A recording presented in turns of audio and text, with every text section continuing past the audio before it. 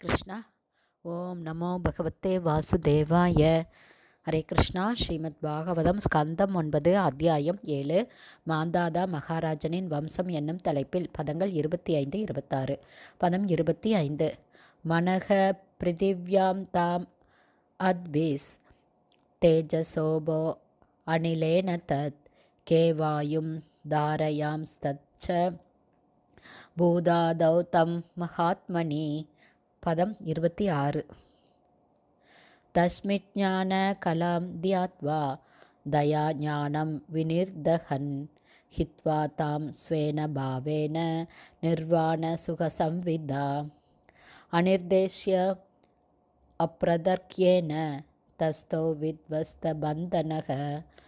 One by one meaning. மனக உண்ணுதல், உறங்குதல், உடலுறவு கொள்ளுதல் மற்றும் தற்காத்து கொள்ளுதல் என்னும் பௌதீக ஆசைகள் நிறைந்த மனதை, பிருதிவ்யாம் மண்ணில், தாம் அதை, அத்பி நீருடன், தேஜசா மற்றும் நெருப்புடன், அபக நீரை, அனிலேன நெருப்பில், தத் அதை, கே ஆகாயத்தில், வாயும் காற்று, தாரையன் கலந்து, தத் அதை, ச கூட, பூதாதோ பௌதீக தோற்றத்திற்கு மூலமாகிய பொய் அகங்காரத்தில், தம் அது அதாவது பொய் அகங்காரம், மகாத்மனி மகத்தத்துவத்தில் அதாவது மொத்த பௌதீக சக்தியில், தஸ்மின் மொத்த பௌதீக சக்தியில், ஞான கலாம் ஆன்மீக அறிவும் அதன் பல்வேறு கிளைகளும், தியாத்வா தியானிப்பதின் மூலம், தயா இந்த முறையினால், அஞ்ஞானம் அறியாமை, வினிர்தகன் குறிப்பாக அடக்கினார், ஹித்வா கைவிட்டு, தாம் பௌதீக நோக்கத்தை, ஸ்வேன தன்னுணர்வினால், பாவேன பக்தி தொண்டில்,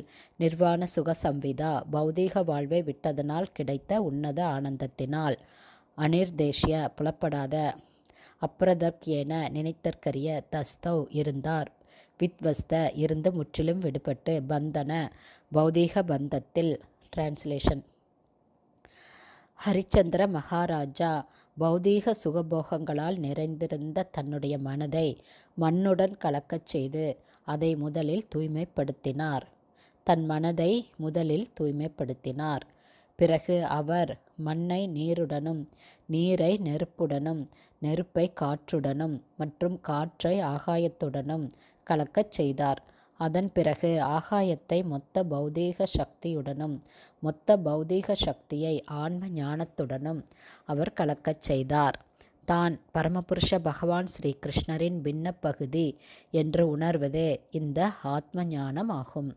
தன்னுணர்வு பெற்ற ஆத்மா பகவத் தொண்டில் ஈடுபடும் பொழுது அவன் கண்டறிய முடியாதவனாகவும் நினைத்தற்கரியவனாகவும் ஆகிறான்.